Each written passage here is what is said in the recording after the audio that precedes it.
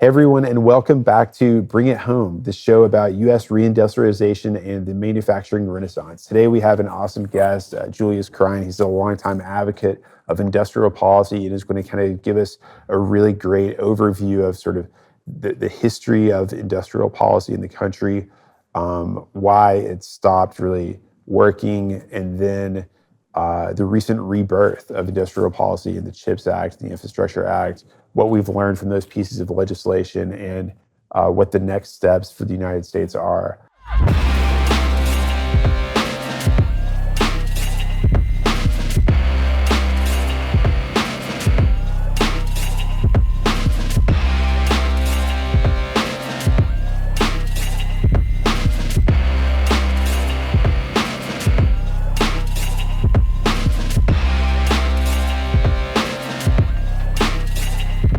But before we do that, I want to kind of cover some of the headlines, recent headlines, especially three huge announcements, all sort of on the same theme of the tech giants opening their wallets to invest in the United States. In the past few weeks, we've had these just massive, sort of unprecedentedly large announcements from private corporations, announcing their intention to invest tens, in some cases, hundreds of billions of dollars. First, we have the Taiwan Semiconductor Manufacturing Company, TSMC, pledging to invest $100 billion in the US over the next 4 years and create 25,000 high-tech jobs.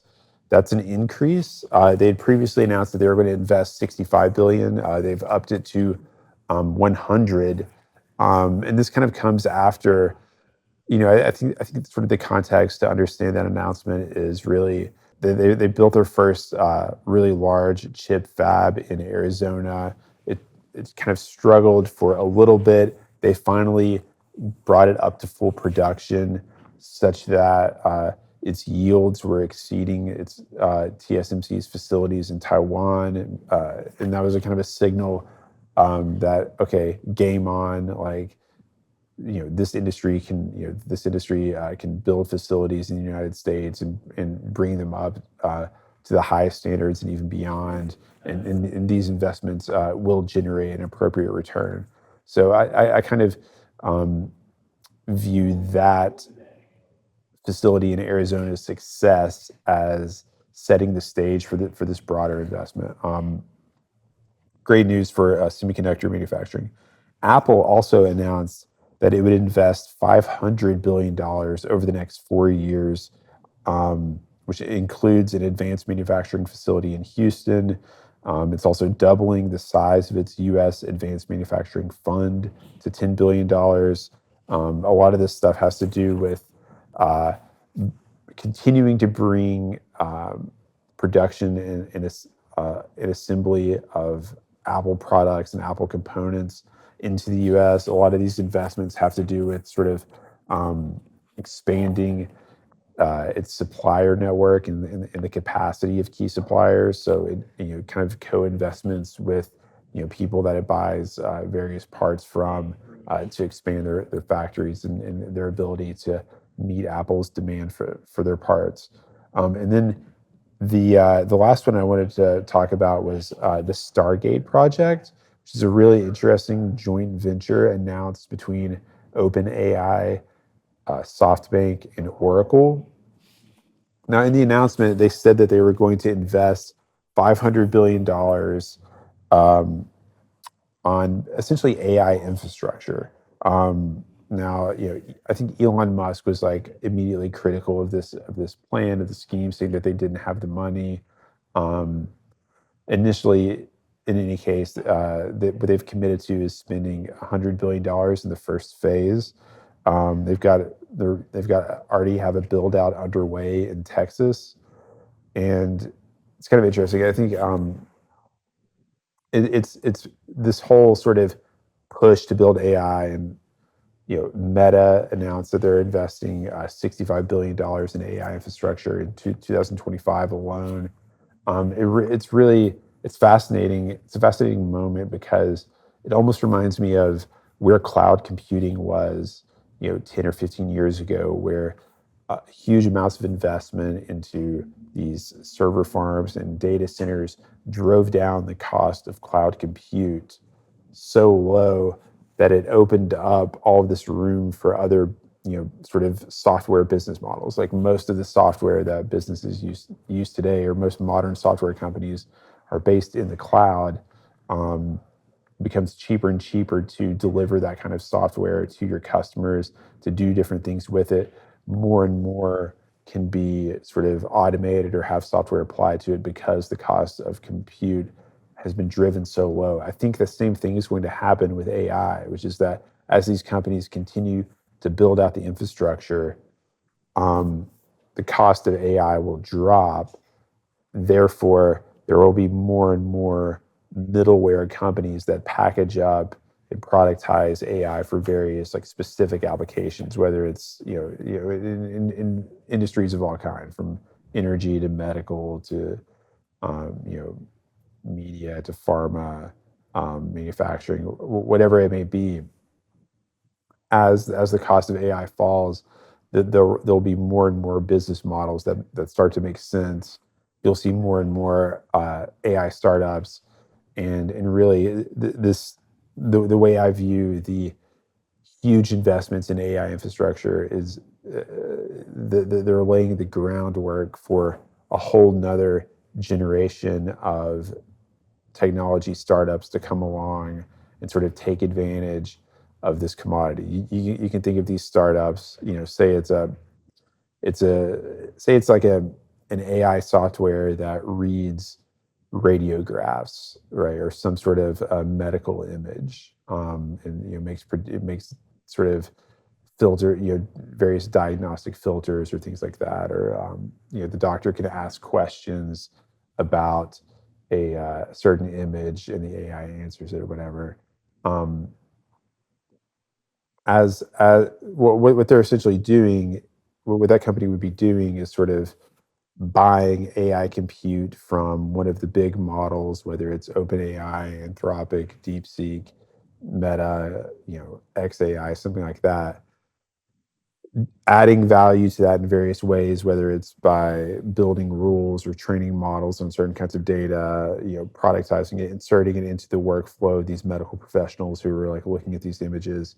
And then so they're buying the AI compute and then reselling it at a higher price after adding value to it. Well, as the cost of their supply goes down, as more and more AI infrastructure is built out, and the cost of AI continues to be driven down, they will have, it gets better and better for them, right? Like, either their prices can come down, or their gross margins widen such that they can invest more and more in sort of their product and adding value to AI, which, at least according to some people, may be more commoditized in the future. So that's kind of how I think about this moment of the tech giants sort of making these really historic announcements about massive investments in the United States, returning to a kind of a capital-intensive investment focus, which has been, which is sort of required by the compute demands of artificial intelligence. Well, that's it for our headlines today. I'm really happy to introduce our guest to the audience, Julius Krein, the editor-in-chief of American Affairs. The super successful people are part of the 1%. They're part of that very, very small percentage. That's why I don't want you to do things that everybody's doing. I want you to do the small things that nobody else is doing. The people that are most successful in this business treat it like it's the only thing that's bringing income into their household. If you do that, then you'll have the same results. These people operate like they have no other chance. They have nothing else going. This is the only breadwinner that they have in play. I'm Adam Wingfield, and this is the Freightways Playbook. Become part of the 1%. Sign up for Freightways Playbook today. All right, I'm really happy to welcome our guest to the show today. This is Julius Krein, the founder and editor-in-chief of American Affairs, a quarterly journal about American life and policy and sort of our society. And he's also a co-founder and the chairman of the New American Industrial Alliance. Julius, great to have you. Thank you very much for having me on. First, I just wanted to sort of introduce the audience to you and let you talk a little bit about your background and especially how you founded American Affairs and sort of launched it at the beginning of 2017. I'm really interested in why you thought, what inspired you about that moment, what you saw in, for example, the election of Donald Trump that motivated you to become a policy advocate, and also how you kind of cultivated your community of writers around that publication. Sure. So, really, my career, sort of 10 years before that, was in finance investing, mostly conventional Wall Street, with a little bit of frontier market, Africa and the Middle East thrown in. And it had been an issue that I was noticing increasingly as an investment analyst, talking to CEOs, CFOs of large companies, and hearing over and over again, our strategy is to offshore to China and use the savings to do share buybacks. You hear that once, okay. You hear that from everybody. You start to wonder what's going on. But really, I wasn't really thinking about it politically until Donald Trump came on the scene for the first time in 2015, 2016, and seemed to be talking about this stuff seriously. And then, a sort of bizarre series of accidents ensued where a group of friends and I, mostly also from finance, started this kind of anonymous blog about the Trump campaign, because we thought he was actually going to win at least the Republican primary, and no one wanted to publish that anymore. So we started this silly anonymous blog. It kind of took off. One thing led to another. We all thought we'd lose our jobs, but one thing led to another and ended up leading to the formation of American Affairs, a quarterly nonprofit policy journal. And from the beginning, a lot of our focus was on offshoring, reshoring, supply chains, competition with China, industrial strategy, all that sort of stuff. And we continue to publish on that. Those were somewhat niche interests, really, though, until I would say COVID and Russia, Ukraine, which brought home the impact of supply chain disruptions and America's weak industrial base in a number of critical sectors, especially defense industrial base. And being part of this sort of policy discussion, I noticed in a number of the precursor bills to the CHIPS Act, there were proposals in there to basically create some funds, make some funds available to institutional investors to invest in strategic sectors, such as manufacturing and things like that. Now, as far as I know, nobody in the finance world actually ever heard about this. It didn't go anywhere, but it did inspire me while at American Affairs to sort of start this conversation, or maybe get this conversation going in a little more robust way. So we did a big conference back in 2022 with a number of institutional investors, big and small, several senators, people from the White House, and so on. And actually coming out of that, there were a number of instances where we had policymakers coming to us looking for private sector partners, whether to implement existing legislation or to provide input on designing new legislation on these topics. And that motivated me to, we saw the need for something with a lot more institutional heft to be able to get this done. And eventually connected with my other NIA co-founders, Austin and Chris and Aaron, who I think you just had on here. It took a little while, but we got NIA officially launched in second half of last year, and have now hit the ground running in a number of policy areas and other areas. Yeah, that's awesome. It's been really cool to see the work that you guys are doing over there, and we're looking forward to hopefully connecting at the Reindustrialized conference in Detroit this summer. Tell me, I would love to hear you sort of define industrial policy, and then talk about maybe a little how the United States and other countries approached it, in the sort of the middle third of the 20th century, or like during the Cold War, things like that, and then why we stopped doing it. Maybe just as a kind of a historical backdrop. Yeah.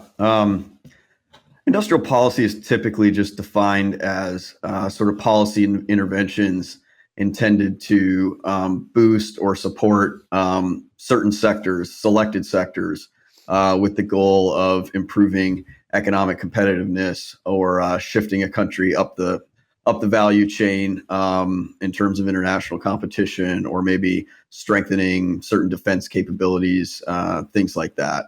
I think that that definition is fine, though. For me, the focus, um, I think a lot of people today, or maybe especially kind of some of the more conventional approaches to it, sort of look at industrial policy as a way to kind of deal with an economic externality. So, market actors don't necessarily care about national security, therefore, you have to do industrial policy to bring that in, or market actors don't necessarily care about climate change or whatever, and so you Or need going to an the industrial moon or policy to whatever. Yeah. account for that. Yeah, whatever it may be. That's one way to look at it, but I actually see it quite differently. And what we've seen, or especially in kind of in light of the last 30, 40, 50 years of international competition, to me, what actually has happened is, um, well, let me take a step back. I mean, sort of conventional economic theory says that investors or companies will make an investment whenever the anticipated returns exceed the cost of capital, which presumes that companies are managed to maximize profits. But in reality, empirically, of course, the empirical data all shows that that does not happen. And Senator Rubio, now Secretary Rubio, when he was a senator, did a great report on this. In reality, companies are managed to maximize equity value. And so they do not always wish to make an investment that maximizes profits if it compromises quality of earnings and therefore the valuation multiple. So what you have happen a lot of times is that investor hurdle rates are well in excess of the cost of capital. Yep. And so there's a kind of a big gap there between the hurdle rate and what would actually be profitable. And what China and particularly others in Asia, but others everywhere, other governments have done, what their industrial policies have really done is kind of attack that gap to make, say, projects in the low single digit returns or whatever attractive to their private sector. And that's, to me, is actually the missing piece about U.S. industrial policy. It's not so much that we don't have national security or other challenges that need to be addressed, but the reason that those things are not addressed is because a lot of those projects, might be 7% return projects, but investors want to, they have a 25% hurdle rate, so they're not being done. And so the goal of industrial policy is actually to make those critical investments possible, both to address, national security challenges or whatever that is, but also because a lot of times those investments lay the foundation for the higher returning investments that might come later. So all of the initial investments in Silicon Valley, often made by the Department of Defense, were not necessarily very high return, but that enabled the kind of higher returning software stuff that Right. came later.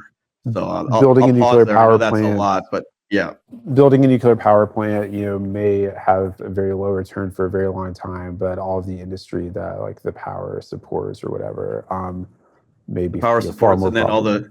the technology that you get out of being skilled at building nuclear power plants probably leads to other things. And the fact is, the U.S. is now a laggard, at least in kind of ordinary utility scale nuclear power plant construction. We gave away the design to China. They've continued to make improvements on it. Meanwhile, in the U.S., of course, we've built one nuclear reactor in the last 50 years or something like that. We now have a new SMR kind of technology thing happening, but nuclear reactor is a good example of losing a technology, both for capital investment requirements as well as environmental permitting and other reasons. Yeah. So for you, the industrial policy sort of fundamentally is more about strategically lowering the cost of capital for certain kinds of projects and sectors rather than, you know, dumping spending into something or picking, responding to an externality or something like that, responding to a crisis. Yeah, I think a lot of orthodox economics thinks it's always just throwing money into a hole. And, they'll maybe allow that once in a while you need to do that for defense or climate or whatever your ideological preoccupation is. What I would say is that actually it is not simply destroying capital. It is actually allowing for higher growth, or sort of privileging growth, I would say, over capital efficiency and IRR, and also laying the foundations for future higher return areas that would not have happened otherwise without those initial investments that may be low returns, but not necessarily capital destructive. Got it. That's really helpful. And so let's talk a little bit about when the U.S. used to do this. Perhaps whether you want to go back to the World War II period or the Cold War, and then how deindustrialization kind of took over the narrative after that. I mean, you can go back all the way to Alexander Hamilton, but maybe starting with right, or World War the II. railroads as well. The railroads are a great example. Yeah, people forget about that one. But the U.S. in some way never really stopped doing industrial policy. I would argue it's simply that our industrial policy, we chose a different set of sectors, and we've now exhausted the potential of those sectors, or those kind of things have become counterproductive. But really coming out of World War II, the U.S. is dominant in manufacturing. And I think at that time, nobody imagined that the U.S. would ever lose its edge and its dominance in the actual manufacturing. People at that time were very worried about kind of the high-end research, the academic stuff. So Vannevar Bush, in the big report, Science, the Endless Frontier, which kind of lays the foundation for a lot of our research apparatus, NSF and things like that, that's all focused on universities. And it really excludes a lot of the manufacturing innovation, process innovation. And you see Japan and Germany actually go precisely at those areas. So by the time you get to the 60s and 70s, the U.S. is now, U.S. manufacturing is losing market share very rapidly. We're starting to have some issues. And then at that time, I would say U.S. Industrial policy takes a different turn, which is where we really start ramping up intellectual property rent and financial rent protection, and pretty much kind of start turning our back on the manufacturing sector. So, I mean, for a lot of standard narrative is like, this is all just pure free trade. That's only true in the sense that we were slashing tariffs, slashing protection for U.S. manufacturing, but at the same time, we were strengthening them for intellectual property, and for investor protection in foreign countries. The standard U.S. trade agreement was we give up tariffs in exchange for greater intellectual property protections. And between the trade policy and a number of other issues, from patent policy to antitrust and other things, we really reshaped our economy around intellectual property rents. And so you see this transition from the 1950s, where the most profitable companies are the largest investors and largest employers, big integrated manufacturers, Ford, GM, GE at that time, to what we have now, where the most profitable companies are intellectual property companies, and they have a very low employee footprint, and very limited capital investment needs. These are the big tech software companies, some finance companies. Now, that is changing in very recent years. We can talk about AI, and some of these companies are becoming more capital intensive, which is an interesting twist, I think, in line with some of the other changes that are happening in the U.S. economy. But that was the basic shift in the model. And again, it's not like the U.S. government was not active. We were constantly de-risking technologies, constantly funding research, constantly supporting companies in their intellectual property business models. But we were not concerned about the actual underlying manufacturing. We thought that was all just a commodity. It didn't matter, and the faster we could offshore it, the better. And in the last 5-10 years, it's become apparent, for national security reasons, for larger macroeconomic reasons, for internal political reasons, that offshoring that production was a critical mistake. And just because certain parts of the value chain seem to have lower financial returns, that did not make them any less critical, or did not mean they were easy to replace, or that these supply chains would always be secure. Yeah, that's fascinating. I mean, during COVID, I was like a writer at Freightwaves, this B2B publication, digital news site that covers supply chain and transportation. We have a data product, and so we were writing about freight markets and the flow of goods in different modes, and obviously the demand for our data like went through the roof during this crisis. But it really showed just the fragility and interconnectedness of these supply chains.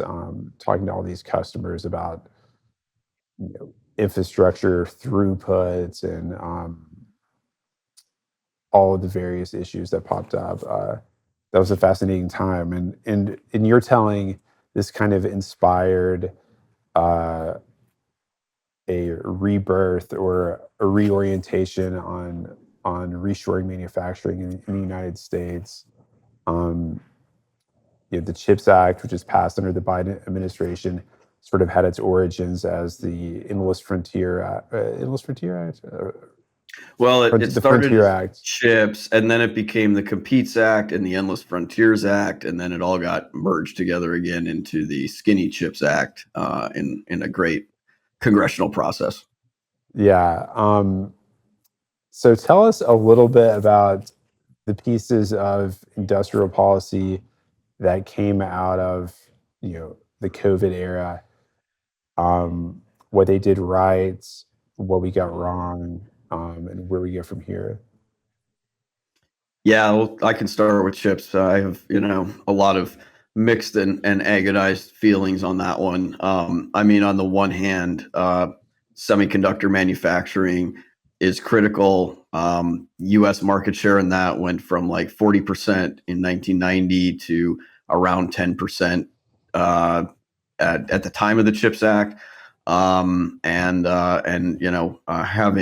all of your high-end chips being produced in Taiwan is obviously a national security threat.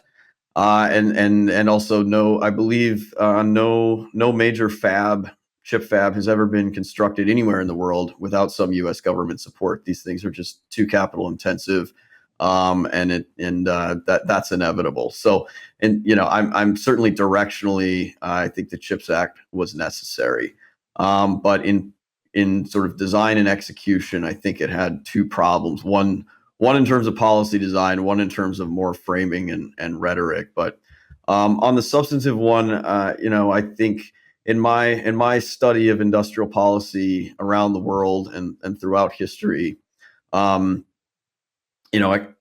there's sort of two models that work, and you have to be able to allow for kind of some long-term experimentation and trial and error and learning.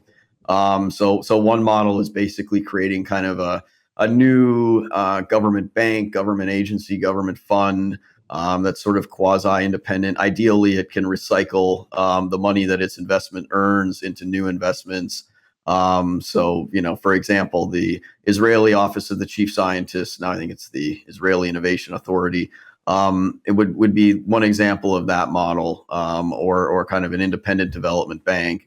And then the other thing you can do if you wanted is kind of keep it in the legislative side would be maybe the U.S. Farm Bill, which has to be reauthorized every 5 years. One can debate the goals of U.S. agriculture industrial policy, but the productivity is there. I think it's been effective at what it's set out to do, whether you agree with what it's set out to do or not. The CHIPS Act is sort of neither of those. It's a one-off legislative bill that doesn't allow for enough trial and error, and really it's at best a stopgap measure to build a couple of chip fabs one time, and not necessarily something that I think can lead to longer term U.S. competitiveness in this, and allow for the kind of updating and improvements and long term investments that you would need to really truly rebuild the U.S. chip sector and make it compete at the highest level. Which is not to say you're not going to get some good fabs out of it and all that, but that's my view. And I think the problems that we're seeing with Intel, that's something that the CHIPS Act can't really adjust to in a way that one of these other models could. The other problem with it on more of the framing side is the CHIPS Act people really set this up as, we're not really into industrial policy. Chips are just so unique that we need something very special for us. But everything, this is not industrial policy. Don't worry about it. Don't talk about it. They really did not want to join a broader push for sort of U.S. reindustrialization. They wanted to keep this very chips focused. And they played a role in shooting down some of those other proposals that I mentioned earlier, and a lot of other things that I think could have made the bill better, just to sort of get it done. Now, this is not a criticism of many of the lawmakers who supported this, who I think are some of the best people out there in D.C. and very serious, and I think they did the best they could with where the politics were at the time. But the fact is that, that framing had short-term benefits but long-term consequences, which we're seeing now. I'm sure you saw the president specifically call out and criticize the CHIPS Act in his speech the other day. The CHIPS Act is a horrible, horrible thing. We give hundreds of billions of dollars, and it doesn't mean a thing. They take our money and they don't spend it. All that meant to them, we're giving them no money. All that was important to them was they didn't want to pay the tariffs, so they came and they're building, and many other companies are coming. We don't have to give them money. We just want to protect our businesses and our people, and they will come because they won't have to pay tariffs if they build in America. So it's very amazing. You should get rid of the CHIP Act, and whatever's left over, Mr. Speaker, you should use it to reduce debt or any other reason you want to. We'll see if any of it survives Congress. And I think, the president's right that it could have been done a lot better. And setting it up this way was sort of setting it up for failure in the longer term. And the CHIPS people really, they can't simply be off on their own little island. And everything else is just a competition for subsidies that could otherwise go to them. There needs to be a larger U.S., more united U.S. push to reindustrialize. So that's, both the good and the bad of the ugly of the CHIPS Act from where I see it. I think it's a critical sector, but I'd like to think, or at least hope, that we could do both a lot better on policy design as well as kind of building a larger framework and ecosystem for all of these projects. And then on some of the other bills, some of the other bills focused on Yep. like EVs and like solar panels and like stuff like that, which Yeah, I think the challenge there is, they picked an area that is politically polarized and, has maybe at best 50% support, 45% support. The danger there is of course, it's not going to survive the political cycle. and also it just doesn't really matter. Like we don't actually need. I would say that we don't need tons of solar panels.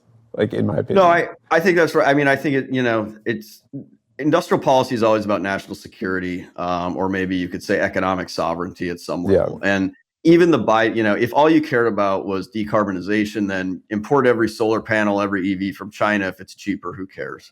So at some level, they knew this was about national security and economic sovereignty. I think it was a failing on their part to be able to focus on that, design the program appropriately around that.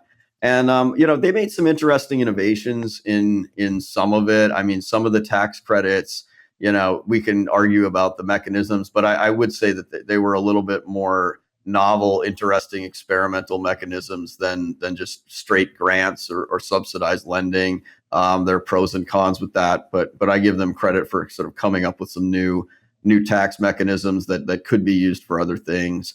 And I suppose, I think the danger on if the danger on the Democratic side is you do all EVs and solar panels, which have very little support and for all kinds of reasons don't necessarily make a lot of sense. There is maybe a danger on the Republican side in thinking, kind of drill baby drill is the only thing you have to do. And while I personally am in favor of drilling, that may not alone be the only problem. You've got grid modernization challenges. You've got issues around the supply chain for, say, transformers, for even generation, many other things that need to be looked at. I think both sides can maybe veer a little too far into the energy ideology, but there's a lot of space for very serious industrial policy on the energy side that remains an opportunity for the current administration. For sure. What do you think the main sort of opportunities at hand are for this administration and this Congress, in terms of like the kind of alignment or intersection between, urgent, pressing needs of the United States, with regard to economic sovereignty and national security, and then what's on the other hand, what's like politically possible and what people are actually interested in doing. Yeah, I think the biggest big picture opportunity is defense industrial base, which pretty much everybody agrees on, and which at this point is a pretty broad category, because in addition to the fact that we cannot make nearly as many artillery shells as we need, much less submarines, things like that. You've got a lot of input components, from ball bearings to chemical additives to all sorts of critical industrial products that would be involved there, and could be targets of industrial strategy. So that's where I would start. And then in terms of kind of what's plausible, maybe going kind of in reverse order, from least ambitious to most ambitious. I think permitting reform, environmental permitting reform, is something that's become kind of a bipartisan issue. It also doesn't really cost anything. And I think in addition to looking at that for kind of energy and housing, we should also look at it for industry, because there's a lot of industries, including some people don't often think of, like pharma, where the permitting process can really be a bottleneck and a choke point. And everybody says they want it. So I think it's just a matter of making it a priority and Congress getting that done. Likewise, something like government contracting and procurement reform. Again, something that everybody in theory says they want. Senator Wicker, in the Armed Services Committee, sort of has a bill architecture proposal out there. I think people should really come together and start thinking about ways to make the government procurement process sort of more open to new players, and also better focused on kind of rebuilding the industrial base and improving overall competitiveness. I think there's a lot of opportunity for that. We're about to have, or we're in the midst of, a big tax bill. I think we could make reindustrialization related issues a much bigger focus of that. There's some kind of conventional things, like full expensing, R&D expensing, that are very broadly supported among the manufacturing community. Probably they're expensive, so there probably needs to be some difficult discussions about what gets priority and not, and how do we fund that. But that should be done. And then there's some more targeted smaller things, particularly on kind of the smaller end, that would be helpful. For example, I don't know how much you and your audience pay attention to things like QSBS, which mainly relates to VCs and startups, but it's a way for founders and investors to benefit from some capital gains exclusions, if they meet a number of investment criteria.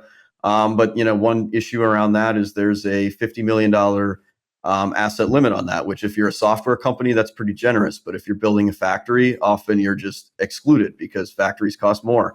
So kind of removing some of these things that kind of unintentionally disfavor or disadvantage manufacturing, and maybe reversing those incentives, would be a great thing to do in the tax bill, to support this stuff. And then getting into the more ambitious side is on the actual investment support and promotion. I think this has been reported now, but to me, I think the most important thing you could do is rather than sort of doing a CHIPS Act for everything, focus on some kind of new financing mechanisms that would benefit manufacturing, reindustrialization, defense industrial base more broadly. Trump has, called for a sovereign wealth fund by executive order, and actually, you might be able to do that without Congress, but it'd be a lot better. There'd be a lot more resources with Congress. That could be a key vehicle for this. It's been reported previously, but Vice President Vance, while he was a senator, was working on a bipartisan proposal for a U.S. Development bank focused on strategic sectors. That could be the legislative architecture for this. And, as opposed to a grant where $50 billion, $50 billion, here a $50 billion appropriation is really $500 billion of assets to play with and to support, the massive investments that reindustrialization is going to require. We've got 2 development banks for investments abroad. We need one to do this at home because these capital intensive investments are very tricky to do, especially when you have China and others subsidizing their industry. So I think that could be the single, maybe most ambitious thing on the investment promotion side. And, I think there's a lot going on the trade front. I'm not entirely sure where the dust is settling there. I think, probably need to figure out exactly which of these tariffs are geared toward real reindustrialization and are long-term and which ones are more bargaining chips. Some clarity on that would be helpful, but obviously the trade piece is part of the story too. Great, Julius. That's really helpful. And I love the vision of the massive development bank loaning out billions of dollars to these strategic projects. Thanks so much for coming on the show. It was great to talk to you and meet you. And looking forward to connecting to you this summer. Thank you very much. It was really cool talking to Julius. Learned a lot from him. He's spent really sharp guy, spent a lot of time thinking about these issues and connecting with all of the players in Washington, D.C. who are actively working on industrial policy. Really great interview. And I'll probably keep referring back to that and using it as almost kind of a reference in the future when I'm having more specific conversations about industry players. Well, that's it for this episode. Please visit our website at bringithome.us. Subscribe to our newsletter, which I write every week. Follow us on YouTube, X, and you can listen to this podcast on any of your favorite players, including Apple Podcasts.